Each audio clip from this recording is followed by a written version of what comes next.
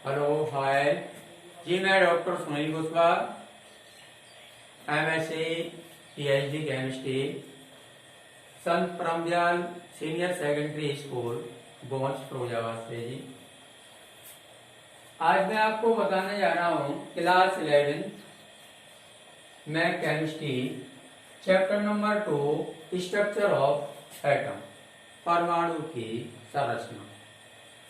परमाणु की संरचना यानी स्ट्रक्चर ऑफ एटम में SPDF electronic configuration, UP board वाले बच्चे भी ध्यान दें। एसपीडीएफ इलेक्ट्रॉनिक विन्यास, जिन बच्चों को 11th क्लास में एसपीडीएफ विन्यास लिखना नहीं आता है, बड़ा संकोच में रहते हैं बच्चे की एसपीडीएफ सर इलेक्ट्रॉनिक कॉन्फ़िगरेशन कैसे लिखें। उसमें बड़ा डिफरेंट टाइप के क्वेश्चन आते हैं कि सर इसमें नंबर ऑफ अनपेयर्ड इलेक्ट्रॉन कैसे निकालेंगे और सर ऑर्बिटल इलेक्ट्रॉनिक कॉन्फ़िगरेशन कैसे करेंगे। उन सभी समस्याओं का समाधान इसी वीडियो में मैं आपको करके दिखाऊंगा।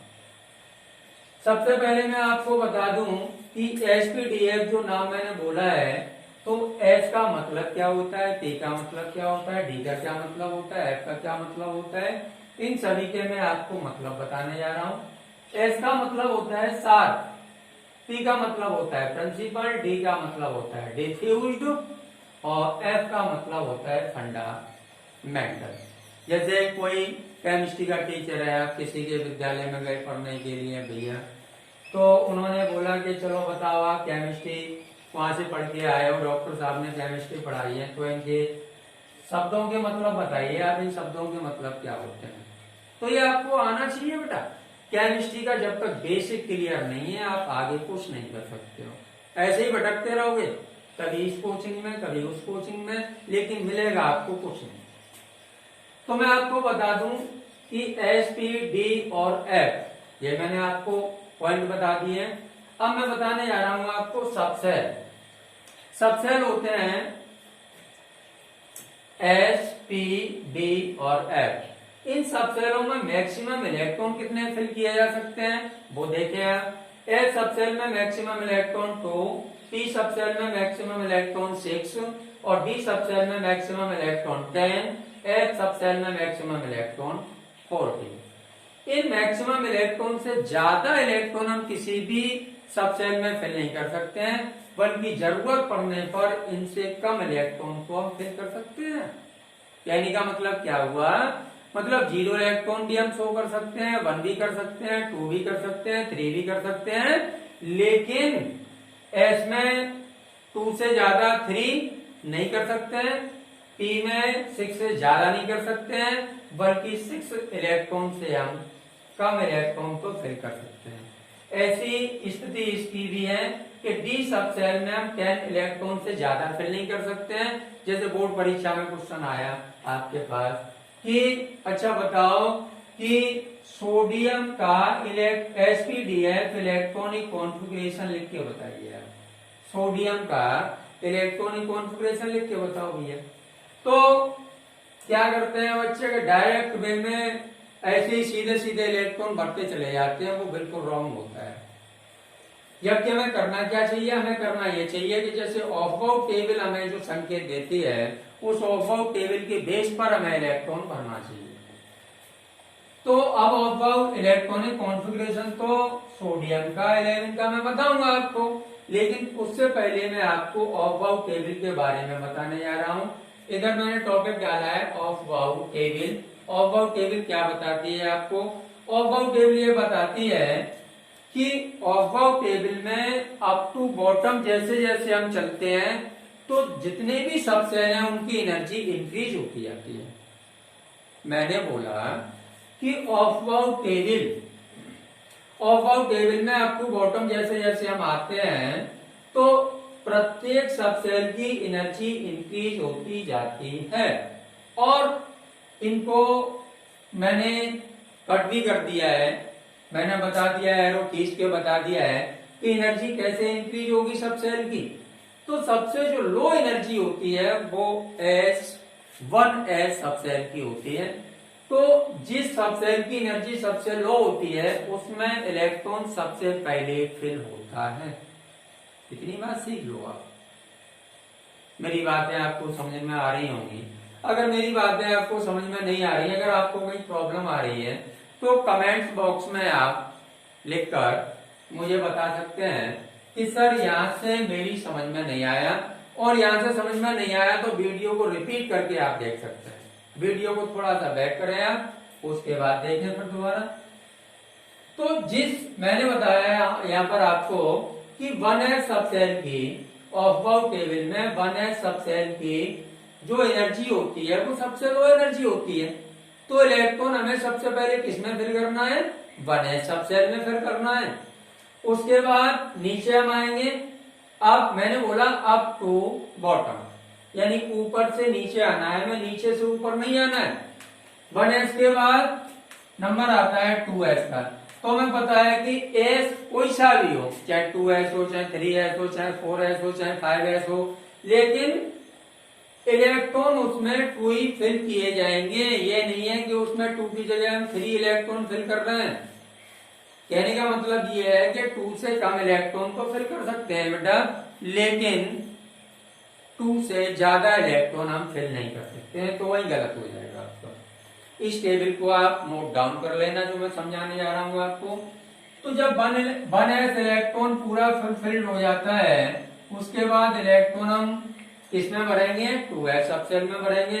जब 2s सबसेल फुलफिल्ड हो जाएगा, उसके बाद नीचे वाला एरो देखेंगे किसको काटता हुआ नीचे की तरफ आ रहा है? 2s को, सॉरी 2p सबसेल को काटता हुआ नीचे की तरफ आ रहा है। तो 2p सबसेल ऊपर है और 3s सबसेल नीचे है। तो 2s के बाद 2p सबसेल में इलेक्ट्रॉन पहले भरे जाएंगे। 2p सबसेल जब फुलफिल्ड हो जाएगा, उसके बाद इलेक्ट्रॉन हम भरेंगे 3s सबसेल में। उसके बाद अगला एरो देखेंगे हम, अप टू बॉटम चल रहे हैं हम, तो 3p का नंबर आया। 3p सबसेल में इलेक्ट्रॉन हमें फिर कितने करने हैं? 6 के बाद फिर नंबर आता है 4s सबसेल का। जब 4s सबसेल में 2 इलेक्ट्रॉन फिल हो जाएंगे, तो उसके बाद अगला एरो देखेंगे कि अगला एरो अप टू बॉटम किधर जा रहा है? तो 4s के बाद अगला जो इलेक्ट्रॉन आने वाला है वो किस सबसेल में आएगा? अब मैं आपको यहाँ पर एक बात और बता देता हूँ कि 4s के बाद आने वाला नया इलेक्ट्रॉन किस सबसेल में जाएगा, ये n+l लॉ में मैं आपको अगले टॉपिक में समझाने वाला हूँ। अगले टॉपिक में इसी के जस्ट बाद टॉपिक आने वाला है। तो 4s के बाद इलेक्ट्रॉन फुलफिल्ड होता है किसमें? 3d सबसेल में। 3d जब फुलफिल्ड हो जाएगा, उसके बाद 4p में इलेक्ट्रॉन आएगा। 4p के बाद 5s में आएगा। 5s के बाद फिर अब चलते हैं हम, तो 4d में जाएगा इलेक्ट्रॉन। 4d के बाद 5p में जाएगा। 5p के बाद 6s में आएगा। 6s के बाद इलेक्ट्रॉन जाएगा 4f में। अब 4f में मैं पहले ही बता चुका हूँ आपको कि 14 इलेक्ट्रॉन से ज्यादा इलेक्ट्रॉन हम फिल नहीं कर सकते हैं। जरूरत पड़ने पर कम इलेक्ट्रॉन तो हम फिल कर सकते हैं। 4f के बाद इलेक्ट्रॉन फिल होगा 5d में। 5d के बाद 6p में। 6p के बाद 7s में। 7s के बाद इलेक्ट्रॉन फिल होगा 5f में। 5f के बाद 6d में। 6d के बाद 7p में और 7p के बाद 8s में इलेक्ट्रॉन फिल होगा। आप देख रहे होंगे कि सुनील सर ने 8s यहाँ पर क्यों बना दिया है, जबकि एनसीईआरटी में 8s है ही नहीं। एनसीईआरटी में 8s है ही नहीं। अगर बेटा आप एडवांस क्लास की तरफ चलेंगे, केमिस्ट्री में आप एडवांस क्लास की तरफ चलेंगे, तो आपको 7s और 7p पे काम नहीं करना है, बल्कि 8s पे भी काम करना है। ये नहीं है कि 7s और 7p हमने एक क्लास में पढ़ा था, चलो उसी से काम हो जाएगा, लेकिन ये गलत है। हमें 8s तक काम करना है। और अपने मन में ये बात को इस बात को अपने मन में अच्छे से बैठा लो कि ऑफबाउ टेबल जो सुनील सर ने बनाई है वो कंप्लीटली ऑफबाउ टेबल बनाई है, ना कि अनकंप्लीट बनाई है। अब इस ऑफबाउ टेबल का यूज हमें कैसे करना है, जैसे मैंने एग्जाम्पल दिया था कि सोडियम का एटॉमिक नंबर होता है बेटा 11, सभी बच्चों को मालूम है।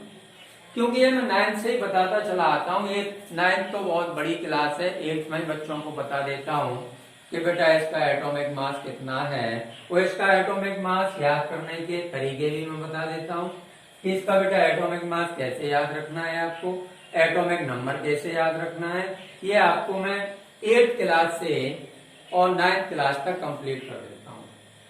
अब आप बच्चे हैं 11th क्लास के या 12th क्लास के, तो 12th क्लास में तो सोडियम, दुनिया जानती है इस चीज को कि सोडियम का जो बिना पढ़ा लिखा है वो भी कहता है कि सोडियम को अगर पानी में फेंक दो तो उसमें आग लग जाती है, लेकिन उसको रीजन पता नहीं है कि सोडियम को पानी में फेंकने से आग लग जाती है। लेकिन क्यों लग जाती है, रीजन क्या है उसका, ये अगले वीडियो में बताऊंगा आपको कि उसका रीजन क्या होता है, आज क्यों लग जाती है, वहां पर क्या रिएक्शन होती है। अभी हम बात कर रहे हैं इलेक्ट्रॉनिक कॉन्फ़िगरेशन की, आगे भागने की आप कोशिश ना करें। तो ऑफबाउ टेबल को मैं समझा चुका हूँ आपको, ऑफबाउ टेबल मैं समझ रहा हूँ, आपने नोट डाउन भी कर ली होगी। 11th और 12th क्लास के सभी बच्चों के लिए ये बड़ा कंपलसरी है बेटा। तो सोडियम का इलेक्ट्रॉनिक कॉन्फ़िगरेशन होता है 11, इसका मैं इलेक्ट्रॉनिक कॉन्फ़िगरेशन यानी हम बोले तो sp-df इलेक्ट्रॉनिक कॉन्फ़िगरेशन हमें बनाना है। तो सोडियम का जो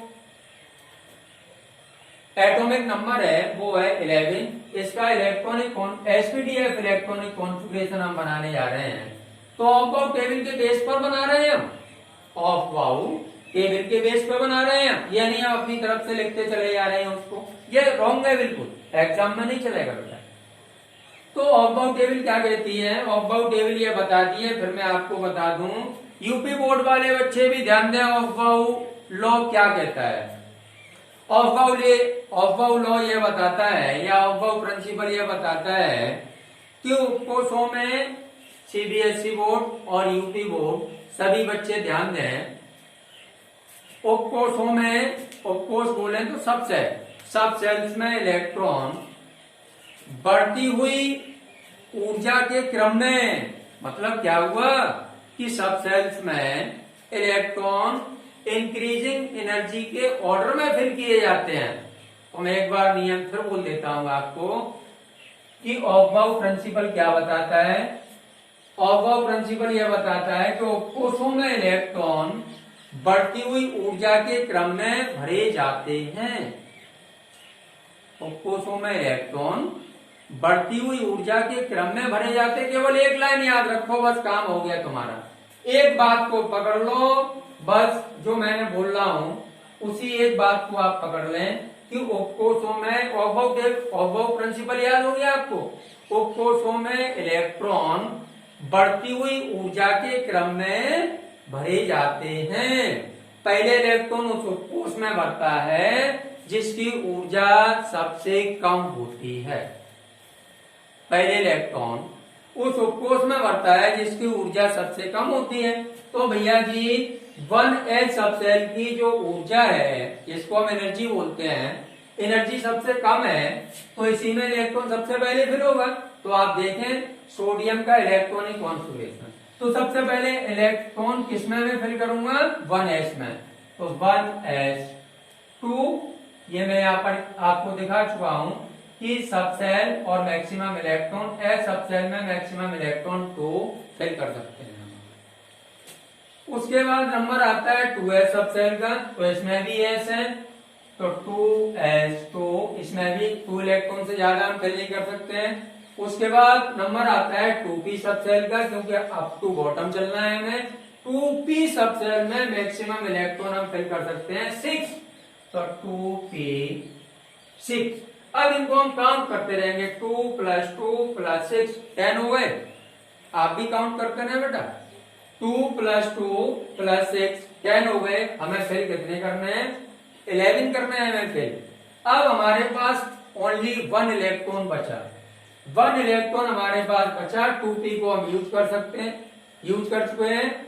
अब हमारे पास बचा है 3s सबसेल, तो 3s सबसेल में हम मैक्सिमम 2 इलेक्ट्रॉन फिल कर सकते हैं, लेकिन हमारे पास इलेक्ट्रॉन तो ओनली 1 है, तो हमें 1 इलेक्ट्रॉन को फिल करना है। तो 1 हमने अभी बोला था आपसे कि एस में हम 2 इलेक्ट्रॉन से ज्यादा फिल नहीं कर सकते हैं, बल्कि कम तो कर सकते हैं। तो यहाँ पर क्या करेंगे हम, हमारे पास इलेक्ट्रॉन 1 बचा है, तो 3s में हम 1 इलेक्ट्रॉन को फिल कर देंगे। मेरी बातें ये क्लियर हो रही होंगी आपको। मुझे उम्मीद है कि पॉइंट टू पॉइंट में बताते हुए चल रहा हूं। अब एक एग्जाम्पल मैंने आपको दे दिया है, एग्जाम्पल नंबर फर्स्ट। अब एग्जाम्पल नंबर हम देते हैं सेकंड आपको। एग्जाम्पल नंबर सेकंड में क्या है, देखें आप। जैसे हमने 11 का सोडियम 11 का इलेक्ट्रॉनिक कॉन्फ़िगरेशन, जिसको हम बोलते हैं sp-df इलेक्ट्रॉनिक कॉन्फ़िगरेशन, कंप्लीट कर चुके हैं हम। अब हम करने जा रहे हैं पोटेशियम, और पोटेशियम का सिंबल होता है के। पोटेशियम का सिंबल होता है के। बहुत सारे बच्चे ये कह देते हैं, मैं क्लास में पूछता हूं कि सर पोटेशियम का सिंबल होता है पी। अब वो पी क्यों बता देते हैं, क्योंकि सुनील सर बोलते हैं कि बेटा पोटेशियम, और पोटेशियम का जो नाम होता है वो पी से शुरू होता है, तो बच्चे बोल देते हैं कि सर उसका पोटेशियम का सिंबल होगा पी। लेकिन वो बेटा रॉन्ग होता है, वो रॉन्ग है। पोटेशियम का जो सिंबल होता है वो होता है बेटा के, और के का जो एटॉमिक नंबर होता है वो होता है 19। और जो एटॉमिक मास, यहाँ एटॉमिक मास की जरूरत नहीं है, इसलिए मैं यहाँ पर एटॉमिक मास नहीं लिख रहा हूँ, वीडियो को ज्यादा नहीं बढ़ा रहा हूं मैं। हमें पोटेशियम के इलेक्ट्रॉनिक कॉन्फ़िगरेशन से मतलब है, क्योंकि हम ऑफ आउट टेबल पढ़ने जा रहे हैं यहाँ पर। तो पोटेशियम का जो इलेक्ट्रॉनिक कॉन्फ़िगरेशन है वो क्या होगा, अभी मैंने बताया था ऑफ आउट टेबल में, ऑफ आउट प्रिंसिपल भी बताया था कि उपकोषों में इलेक्ट्रॉन बढ़ती हुई ऊर्जा के क्रम में भरे जाते हैं। सबसे पहले इलेक्ट्रॉन उस सबसेल में भरा जाता है जिसकी एनर्जी सबसे कम होती है, और यह अबाउट टेबल में बता चुका हूं मैं। सबसे एनर्जी कम किसकी है, 1s सबसेल की। उससे सबसे ज्यादा किसकी है, 8s सबसेल की एनर्जी सबसे ज्यादा है। तो स्टार्टिंग हमें कहां से करनी है, 1s सबसेल से स्टार्टिंग करनी है। तो पोटेशियम का एटॉमिक नंबर 19 है, तो स्टार्टिंग हम कहां से करेंगे बेटा, 1s से स्टार्टिंग करेंगे। सबसे पहले 1s सबसेल में इलेक्ट्रॉन को हमें फिल करना है। तो ये मैं पहले ही बता चुका हूं कि s सबसेल में मैक्सिमम इलेक्ट्रॉन हम 2 फिल कर सकते हैं। बार बार इसी बात को मैं बोल रहा हूं ताकि आपको याद हो जाए। 1s, तो 1s सबसेल में हम 2 इलेक्ट्रॉन फिल कर सकते हैं, तो 1s2। उसके बाद अगला देखते हैं, अगला एरो किसको कट करते हुए नीचे की तरफ आ रहा है। ऑफ टेबल में हमेशा अप टू बॉटम हम चलते हैं। मैंने बोला कि ऑफ टेबल में अप टू बॉटम चलते हैं हम, ना कि बॉटम टू अप चलते हैं, अप टू बॉटम चलते हैं। तो ऊपर से हमें नीचे आना है। यूपी बोर्ड और सीबीएसई बोर्ड वाले सभी बच्चे समझें कि अप टू बॉटम का मतलब हो गया कि हमें टेबल में ऊपर से नीचे की तरफ आना है, ना कि नीचे से ऊपर की तरफ जाना है, तो रॉन्ग हो जाएगा। अब हमने इलेक्ट्रॉन फिल कर लिया 1s सबसेल में, 2 इलेक्ट्रॉन फिल हो गए हमारे। उसके बाद नंबर आता है 2s सबसेल का, तो इसमें भी भैया s है, तो 2s में भी हमें 2 इलेक्ट्रॉन फिल करने हैं। तो हमारे पास इलेक्ट्रॉन कितने फिल हो गए, 4 इलेक्ट्रॉन फिल हो गए। उसके बाद नंबर किसका आएगा, ये अगला वाला जो एरो है, थर्ड एरो है, वो 2p को कट करते हुए 3s को कट कर रहा है और आगे चल के समाप्त हो रहा है। तो 2p में इलेक्ट्रॉन हमें सबसे पहले फिल करना है, क्योंकि 2s से ज्यादा एनर्जी 2p सबसेल की है। तो 2p सबसेल में इलेक्ट्रॉन को हमें फिल करना है, 2p6। उसके बाद 3s सबसेल में इलेक्ट्रॉन को फिल करना है, क्योंकि 2p सबसेल से एनर्जी ज्यादा किसकी है, 3s सबसेल की है, तो 3s2। उसके बाद अब इलेक्ट्रॉन को हम थोड़ा काउंट कर लें, 2 + 2 4 6, कितने हो गए 10, 10 और 2 हो गए बेटा 12। अब ये हमारे पास इलेक्ट्रॉन कितने बचे हैं, 7 इलेक्ट्रॉन और बचे हैं। 7 इलेक्ट्रॉन को और फिल करना है। तो 3s तक हम पहुंच गए हैं। 3s के बाद नंबर आता है 3p का। अब इधर आगे स्पेस नहीं मुझे दिखाई दे रहा है, तो मैंने कॉमा लगा दिया है, इधर लिखने जा रहा हूं मैं। 3s के बाद नंबर आता है 3p का, तो यहां हम लिखेंगे 3p6। अब यहां तक हमारे पास 18 इलेक्ट्रॉन हो चुके हैं। 3p के बाद हमें इलेक्ट्रॉन फिल करना है।